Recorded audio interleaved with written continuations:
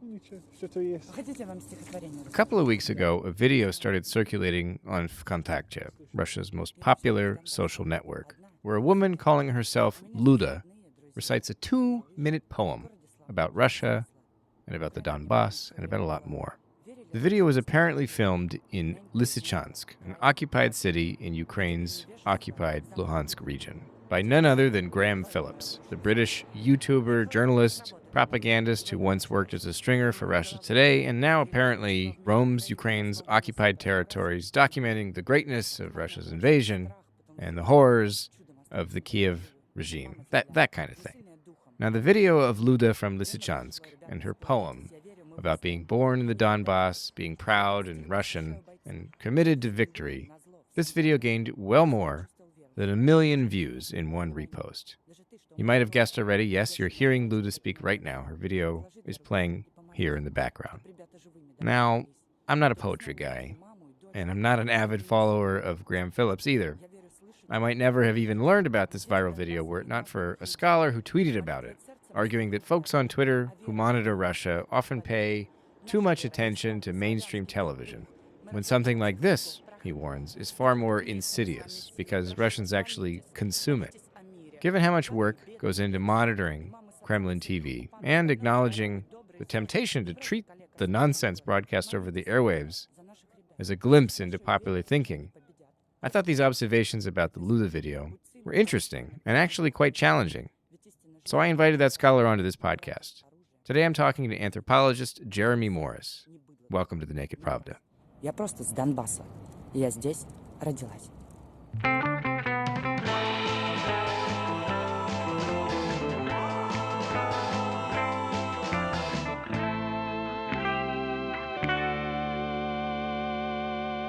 Howdy, folks. Welcome back to The Naked Pravda. I'm your host, Kevin Rothrock, the managing editor of Medusa's English language edition. I'm back with a fresh episode, the first of 2023, and it only took me 3 weeks to get back to work. Before jumping into today's interview, allow me to remind listeners that Medusa now relies on contributions from our international audience to sustain our work.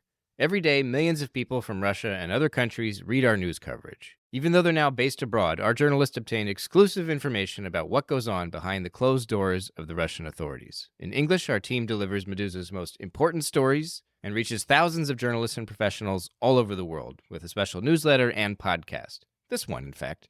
So please visit our website to make a one-time or recurring donation and tell your friends and colleagues about our fundraising if you can. All right, let's get to this week's show. As I said at the top, I spoke to Jeremy Morris, a professor of Russian and Global Studies in the School of Culture and Society at Aarhus University in Denmark, where he focuses on critical political economy, class, and post-socialism more generally. He told me that I could introduce him as an anthropologist, but his research is actually a mix of anthropology, sociology, area, and cultural studies, so I hope you didn't fill up on appetizers. Our conversation kicked off with another look at the video released by Graham Phillips, the one that I already described, and that turned quickly into a discussion about the sources scholars and journalists use to describe and generalize trending opinions among Russians, particularly those related to the invasion of Ukraine. A lot of the interview also features Dr. Morris's criticisms of public polling in Russia, both how it's conducted and presented, and also how journalists and the mass media use polling to make big, broad claims. At one point, Jeremy refers to a recent interview by Spiegel International with Lev Gudkov, the scientific director of the Levada Center, the foreign and independent media's favorite Russian pollster.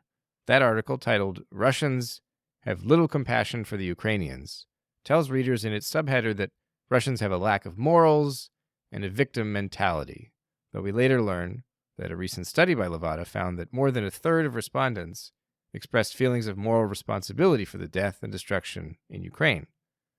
Now, is 34% a lot? Is it a little? Well, Dr. Morris and I discussed that and more in the interview. Now, here it is.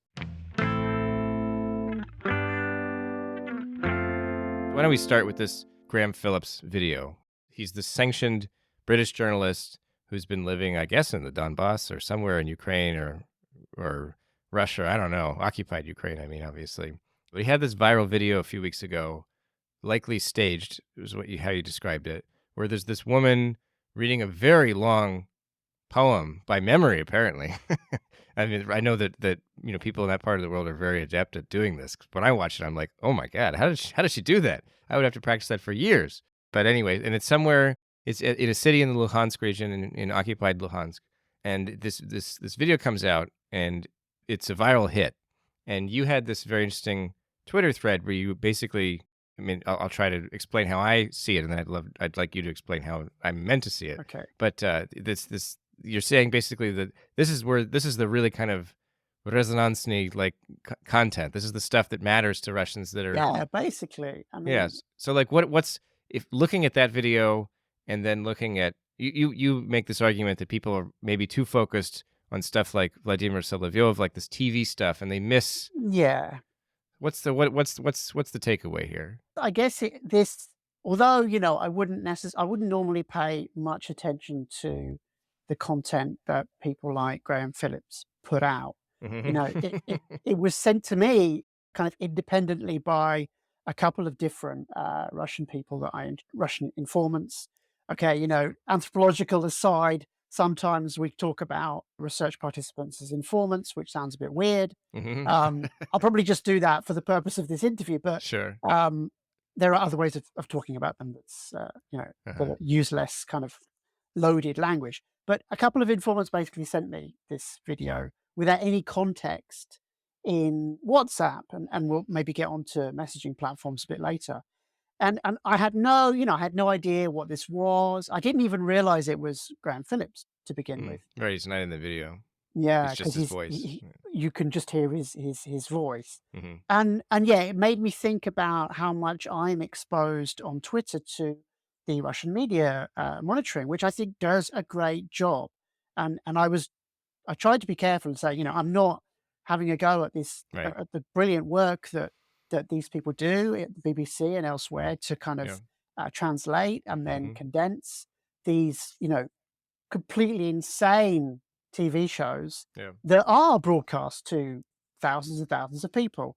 Mhm. But it was not so. It started off then as a way of saying, look, sure, we should pay attention to that because it does tell us something, but maybe it doesn't tell us as much as we think it does, right?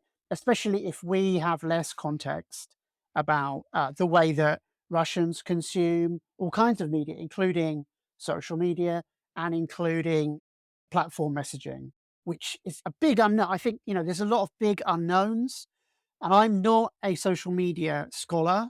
It's not something that I've done much work on, but it also just seems to me that I think the war kind of a slightly nerdish thing. The war will force us to do research in different ways. There's a lot of discussion going on among academics. How do we then find out what Russian people think about their own society, about the war? And I think there's going to be a mad dash. We can already see that. There's a mad dash towards doing content analysis, sometimes using computational methods, right? Which is fine for things like Telegram, for things like TV.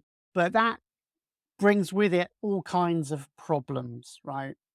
And the TV one is a great example. So on Twitter, we see all of this media monitoring that makes out that people are readily consuming and supporting this completely insane content from people like, as you mentioned, Solovyov Mhm.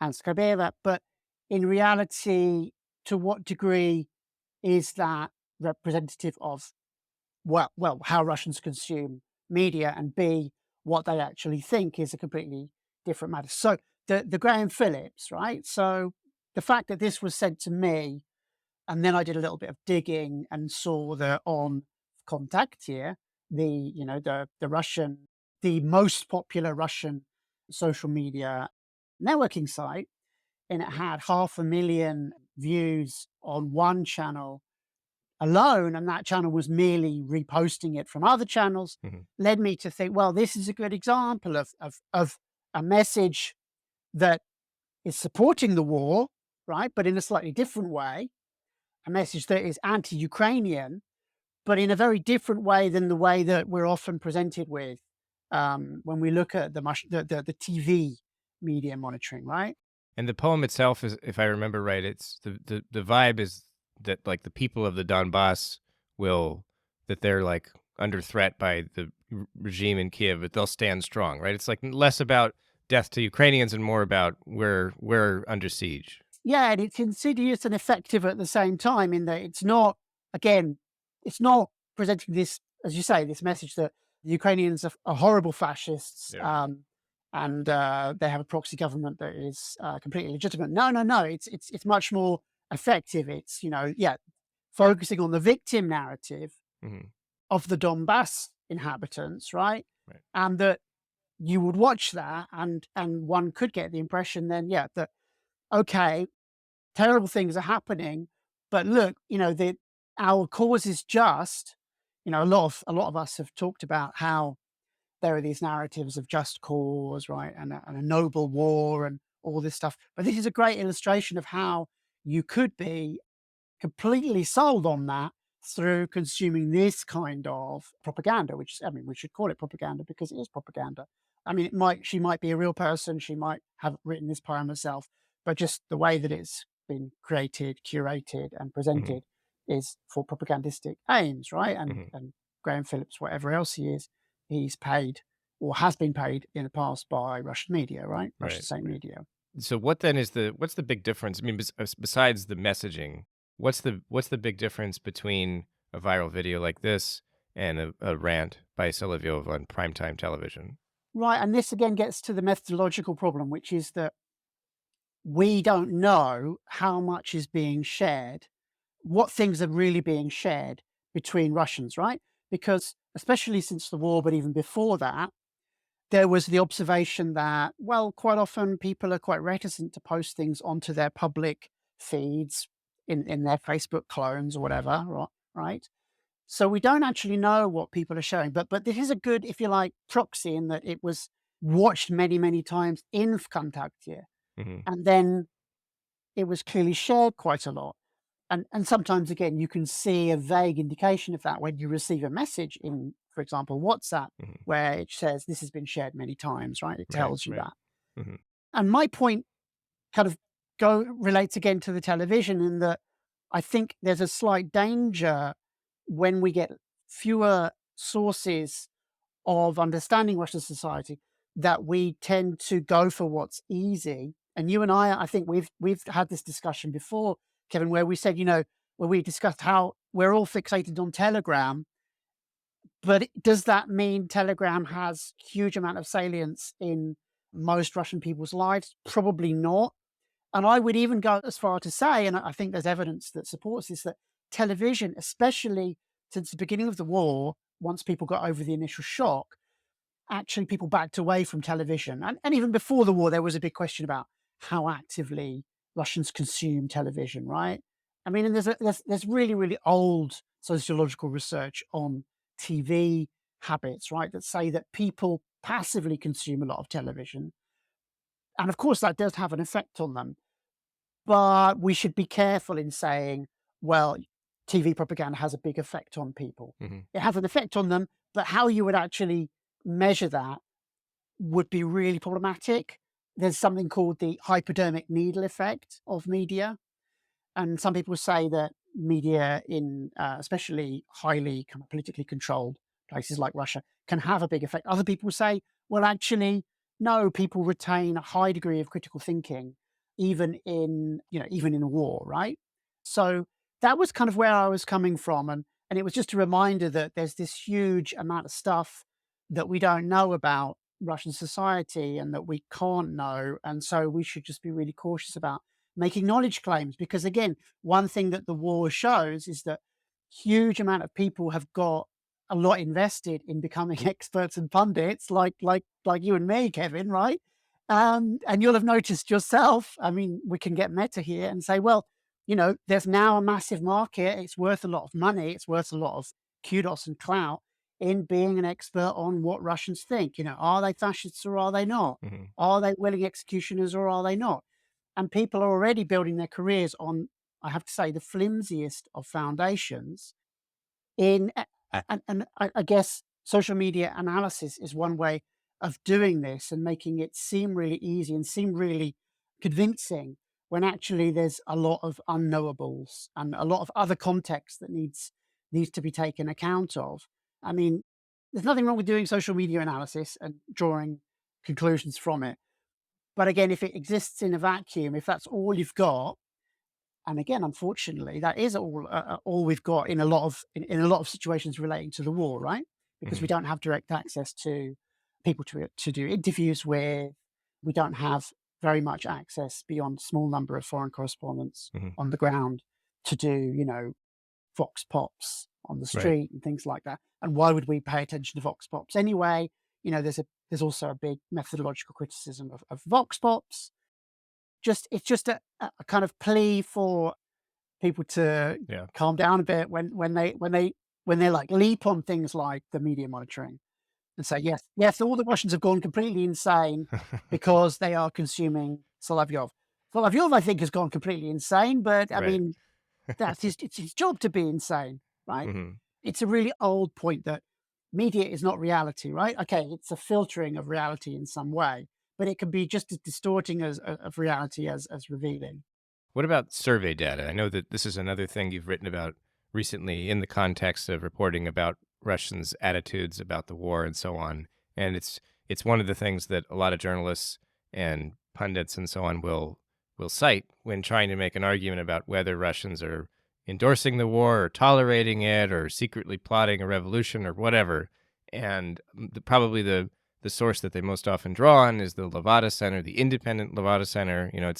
It's it's uh, it's usually described as respected internationally and so on. You've written about problems with both using survey data to make these arguments and specifically the work of is it the Levada Center writ large or is it just Lev Gudkov? No, it's everybody. It's the whole thing. So like, can you explain? Because I mean, this is I'm sure I've as I was saying before we started recording, these are mistakes or these are issues with work that I'm sure I've done, Medusa does, everybody does. What's your I don't know if it's advice or just sort of your insights for journalists and people that do this who are listening. Like, what ought they know? Well, I mean, obviously, I mean, I'm also, I also have an interest in the kind of circulation of expertise knowledge, right? And I've done surveys myself. I've been contracted by survey companies.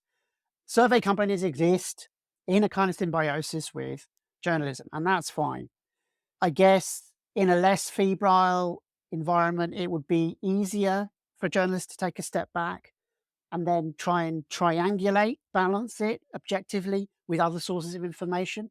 But again, like the media monitoring, like the kind of extraction of information and extrapolation from social media to say, well, all Russians are this or all Russians are that, I think focusing on survey data is highly problematic. And I've said this multiple times, I've written about this multiple times. And again, I think almost the presentation of Levada as somehow this island of objectivity in the sea of politicized coverage, again, is naive, a mistake. I'm not saying there's no value in Levada. I'm not saying Levada are not professional, but they exist for a reason, right? They are still operating in this highly politicized context, right? So just the way that they approach a question has to has the way they approach asking questions reflects the fact that they have to negotiate their position, that they have to be careful about what they say and what they ask. So just the framing of questions is often, really raises an eyebrow even among their colleagues, right?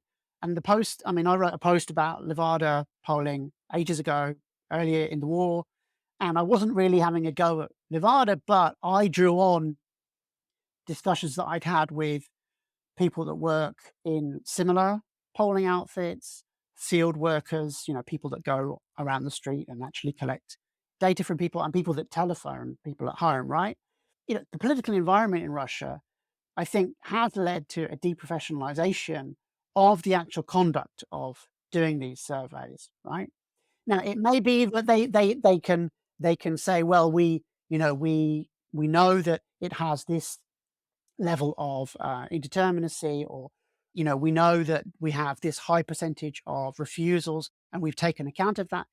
That, of course, is fine, but at the end of the day, I mean, Greg Yudin, well-known Russian sociologist, he drew attention to the fact that really there's only 10% of the population that are willing to talk to strangers about politics, Hmm. let alone really, really contentious issues like how they really feel about the war, right? So when a poll says it has 30% refusal rate, those are just that's just when they ventured outside the 10% of the population that will speak to them. Well, yeah, there's a whole kind of devil in the detail of what they mean by refusal Okay. rate and what they mean by response Hmm. rate. And I am, although I have done a lot of this work, I'm not, I'm not a professional pollster, and it just seems that there's a huge amount of unsaid devil in the detail. I would put it that Okay. way. And yeah, I mean, Greg Udin's point that he made again during the war is a great example. In his view, only around 10% of people are willing to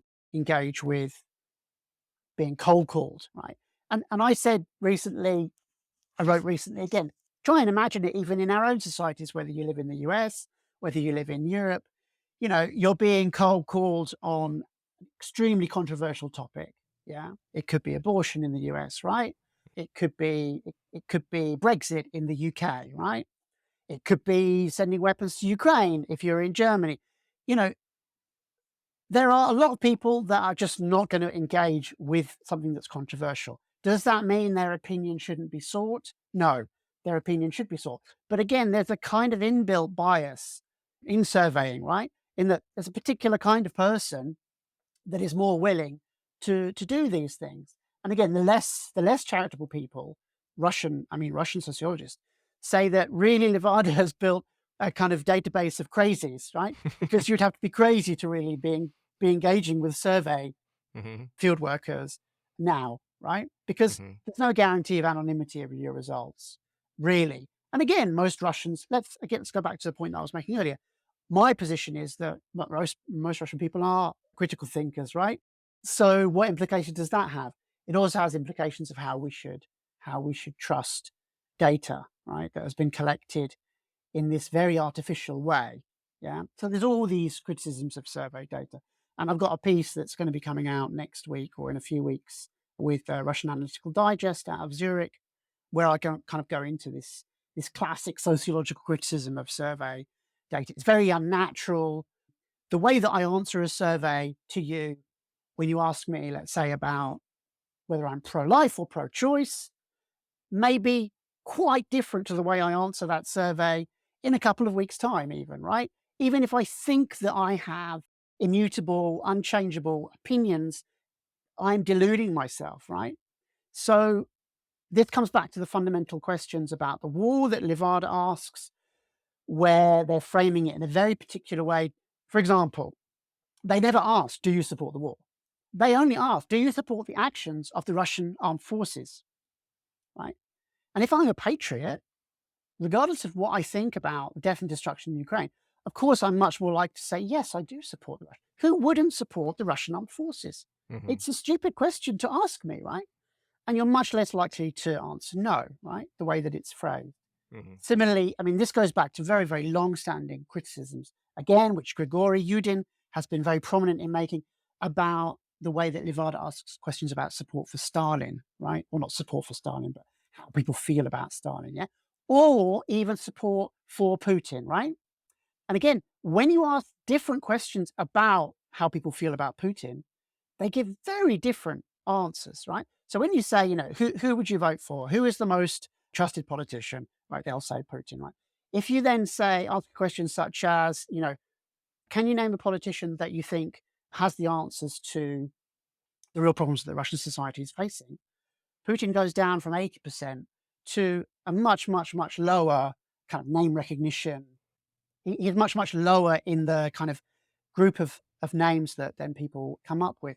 So just there's some good illustrations, but yeah, I mean, I'm not by no means an expert on survey data, but what I am kind of hypersensitive about is the way that the war seems to, again, push us, especially as scholars, researchers, in the direction of relying more on survey data and more on secondary survey data. So again, even if the Levada say they're going to put all of their data online, they're not going to put all of their data online. The data is still going to be processed and curated in some way. Yeah, a data set again is not a neutral thing, right? It can be presented in different ways, and so I just think there's a big danger that because the war closes off Russian society in some ways, we then kind of fall into the trap of relying on what are at best second-hand or second order or third order filterings of what Russian people think.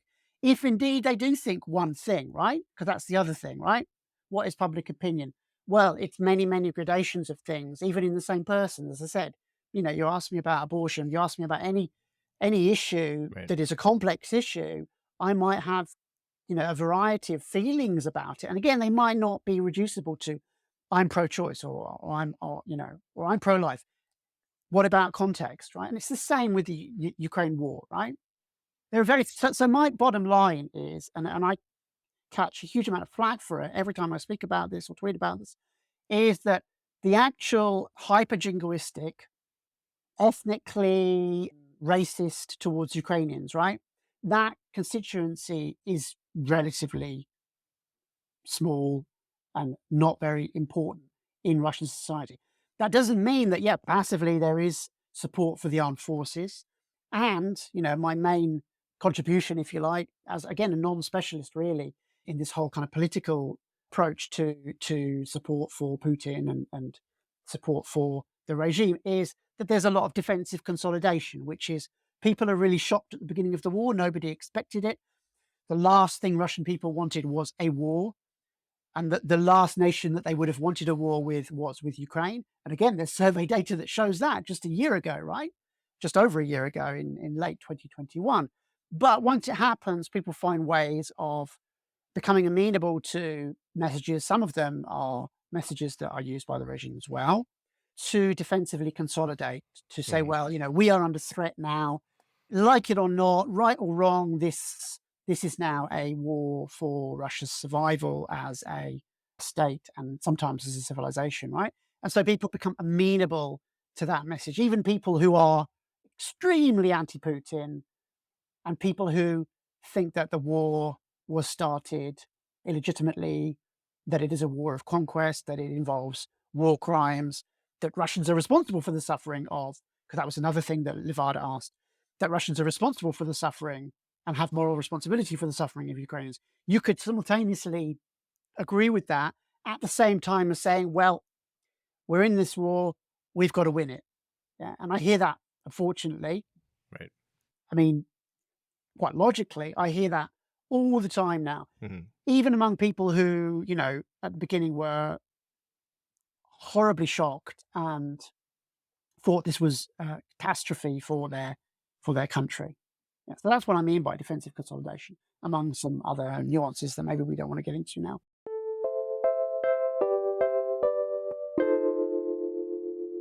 You can still researchers should be using social media responsibly.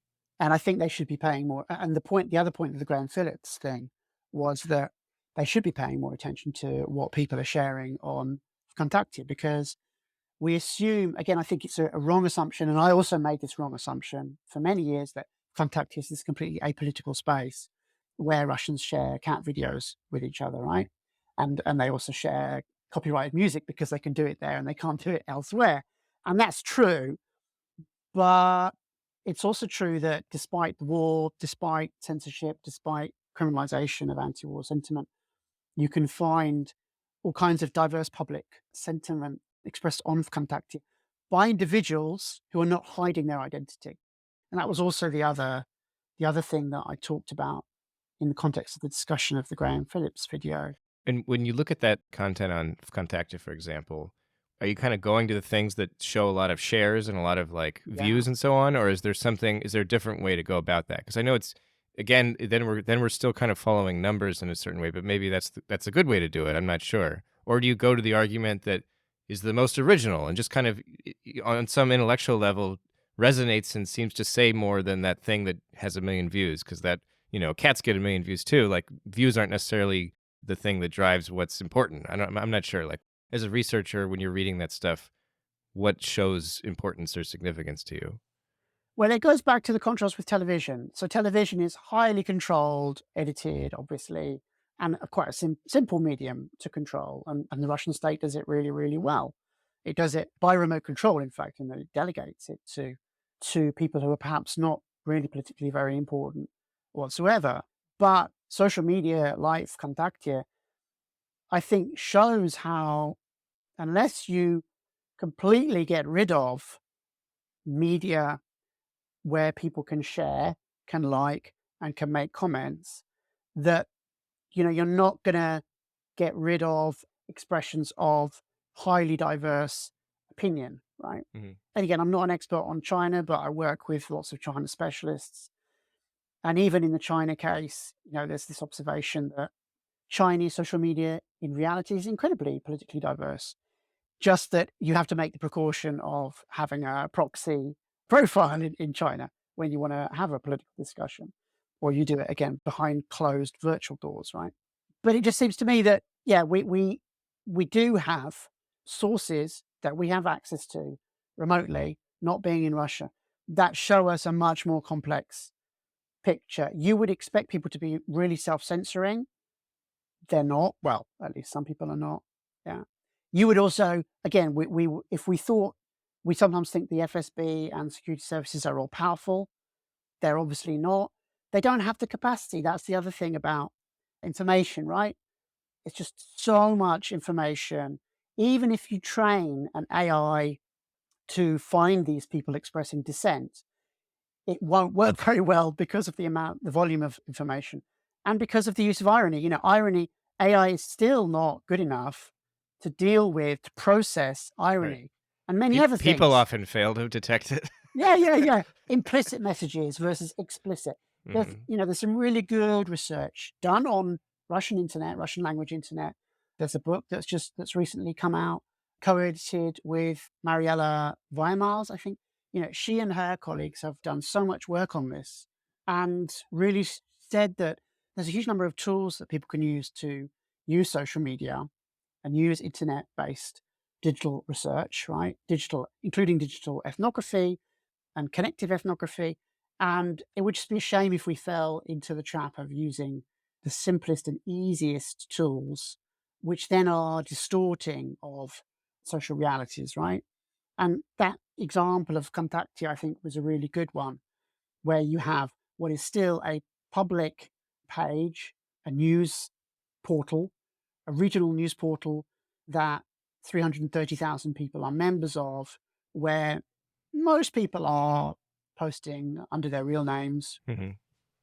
And increasingly, because of the number of senseless deaths in combat of Russian servicemen, they're willing to call a spade and effectively, break the criminal law and say this is a tragedy, this is senseless, which are all could be, they could be arrested under Right. the laws against Discrediting. Yeah. discrediting the Russian army. Yeah. So it's just 5 minutes of going beyond what is easy to find, right? And what is filtered through Telegram or Twitter. And we can find these really interesting data sets. Again, it's a data set that are public and that could tell us a lot about Russian society. So I mean, the question of how much do Russians support the war, how many Russians support the war, like those questions linger. Obviously, they're gonna stick around for as long as the war lasts and probably longer. And if people are not looking to survey data, and they're still gonna look to survey data, but when they want to go beyond that, what methodologically, what do you recommend? I mean, both for journalists and for scholars, and just for ordinary people who are interested in the subject, what do you suggest? I mean, I know that we've talked about considering if things go viral or trend on social media, and that's like another window into what resonates with Russians on a large scale. Beyond that, I know that having conversations with Russians is helpful, but that can be anecdotal. What do you suggest? So a classic problem is that we're so used to dealing with percentages and the way that journalism presents opinion that it's very hard to then unthink that and say, well, actually, there are very different ways of looking at it. And of course, yeah, as an ethnographer and anthropologist, my whole career is built on trying to understand things through having long conversations and longitudinal relationships with the people that I talk to, my informants, right? So again, it means that if they're lying or if they're being, insincere, then I can pick up on that, and there might be a reason for that, right?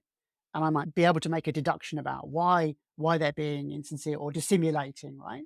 But I mean, there is great long form treatments of, for example, attitudes towards the war already. I mean, there was a great article the other day from the BBC Russian service, and I'm really sorry, I forget the author's name, but I tweeted it out. And it was a very long read where these two journalists had interviewed Russians. I think they interviewed servicemen who had been fighting.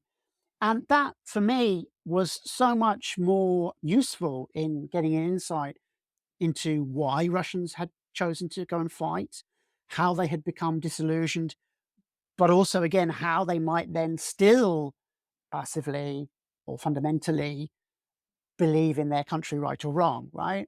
And again, to give Levada its due, in the write-up of this controversial story in Der Spiegel, right, with Lev Gudkov, he actually made a point of saying, well, this is actually based on interviews. But of course, Der Spiegel presented this headline-grabbing quote, which is that Russians don't feel any remorse for Ukrainian suffering, with a graphic, with two statistics, basically, 60-something% saying they don't feel any moral responsibility, and 34, I think it was, percent saying they do feel moral responsibility. So, I mean, there are ways, I think avoiding percentageizing, if that's a word, percentageizing. Even though 34% is, you could argue it's quite big. Well, I mean, that was my immediate reaction. Right, yeah. I mean, one of my colleagues, British sociologist, was like, this is really depressing. Yeah. And she had good reasons for saying that. Sure. And I respect her opinion. But at the same time, for me, it's like, well, yeah, but you could, like you say, Kevin, you could interpret that completely the opposite, right, which is, wow, 34% of Russians were open in saying to a stranger whom they could not necessarily trust that they feel moral responsibility for death and destruction in Ukraine. That's mind-blowing to me. Again, knowing more context, which is the fact that very unlikely that people are willing to open their doors to strangers to talk about things. Most people are not going to engage in a telephone conversation with people they don't know, let alone about these topics, right? You know, very few people have landlines anymore or pick up their landlines. You know, they're being phoned on their mobile device, which they all know, all Russians know, can be traced back to them personally. You know, there's no such thing as a burner phone in Russia. Well, I mean, there is, but most people have given over their passport data to get a SIM card, right? Sure. Everything you say and write on a mobile phone can be traced back to you. That's what you must assume, right? And you're being telephoned by somebody who says, hello, I'm from Levada. I'd like to know about your feelings of moral responsibility for the war. Now, again, Lev Gudkov said in this interview with Der Spiegel that these were actually in-person, at-home, hour-long interviews, right? But then again, there's also devil in the detail. How did they get to a statistic, a percentage, from what actually sounds like really qualitative, you know, in-depth discussions, where over the course of an hour, surely these people expressed all kinds of views, right? And again, this is the kind of stuff that I write about. So people that I know and that are part of my research, they will say things like, isn't it terrible what's happening? We've got, you know, it's got to stop. I wish the government would stop. At the same time, you know, 30 seconds later, they'll say, well, you know, but the Ukrainians are to blame. Why don't they just, why are they fighting us? Right. And then you'll say, you know, often this will be my observation of as a third party, right? I'm not necessarily a part of the conversation. The other person will say to them, hey, you know, we're actually bombing them, right? They're like, oh yeah, I'd forgotten about that. But, you know, no, but they're still to blame because, you know, they're choosing to fight in and contest these cities, right? Mariupol is a great example where even now, the whole narrative about Mariupol is highly contested, even by quite well-informed Russians, right? Who might consider themselves, again, to be anti-Putin. They might consider themselves to be anti-war, but they will tell you that the Ukrainians are to blame. Right. And they will have very, very complex, well-reasoned, I'm not saying true, but in their minds, well-reasoned arguments for why that is their truth, right? And this is, I think, again, a good example of where long-form journalism can really come into the fore. And maybe there can be a conscious decision to avoid the metrification of opinion. But of course, I'm not naive. Inevitably, it's it's certainly what got our attention to this Der Spiegel interview, right? Very, very eye-catching statistic. And I wouldn't have read that article if it hadn't been for that opinion poll presentation, right up front, with this very, very partisan strapline, which is, Russians don't feel any remorse, Yeah. blah, blah, blah. Mhm. So it's not really an answer, Kevin. But my point is that there are a lot of academics who are supposed to be, really, really good at critical thinking and balancing sources and thinking about objectivity. And yet they are also kind of swept up in this fever about Russian society being completely monolithic. Well, that's also easy to do on social media like Twitter too. Yeah, Things that we tweet wouldn't necessarily go into our next research paper or whatever. I hope.